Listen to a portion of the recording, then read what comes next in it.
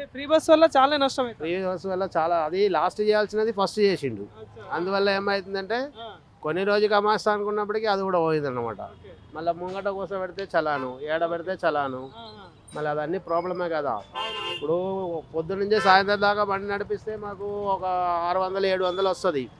అది 1500 1200 చలాన్ రాసుకుంటే మేము ఇంటికి ఏం తీసుకోవాలి, బండి కిరాయి ఏం కట్టాలి, మళ్ళీ గ్యాస్ ఎట్లా కొట్టాలి. అది ప్రతి నెల గ్యాస్ రేట్లు కూడా పెరుగుతుంది. దానివల్ల మరి ఇప్పుడు ఉప ఎన్నిక అయితే వస్తుంది మీ నియోజకవర్గంలో, మరి ఏంది మరి మీ ఆటో వాళ్ళు ఎటు మద్దతు ఇద్దాం అనుకుంటాను? మేము టీఆర్ఎస్కి ఇస్తాము పక్కా. ఎందుకంటే ఇప్పుడు రేవంత్ రెడ్డి ఇప్పుడు రాదు, ఇంకా ఏదో చెప్పిండు, ఏం చెప్పిన మాటలు ఏం క్లియర్ లేదు. 6 ఇది పెట్టిండు, వాడు స్కీమ్లు పెట్టిండు. దాంట్లో బస్సులు ఒకటి ఫ్రీ చేసిండు, కానీ బస్సులు కూడా ఇప్పుడు ఏదైనా బంద్ ఉన్న రోజు బస్సులు రాదు. లేడీస్కి ప్రాబ్లమే. రేట్లు కూడా పెంచిల్లట కదా. రేట్లు పెంచిండంటే లాస్ అయిపోతుందని పెంచిండు. లాస్ అయిపోతుందంటే ఇప్పుడు ఏం చేయలేదు కదా. ఇప్పుడు డీజిల్ కొట్టాలంటే డబ్బులు కావాలి, అక్కడ గదిలో ఖాళీ అయిపోతుంది, వీళ్ళ దగ్గర డబ్బులు లేవు. నేనేమో కేసీఆర్ ఆ డబ్బులు లేదని అంటున్నాడు.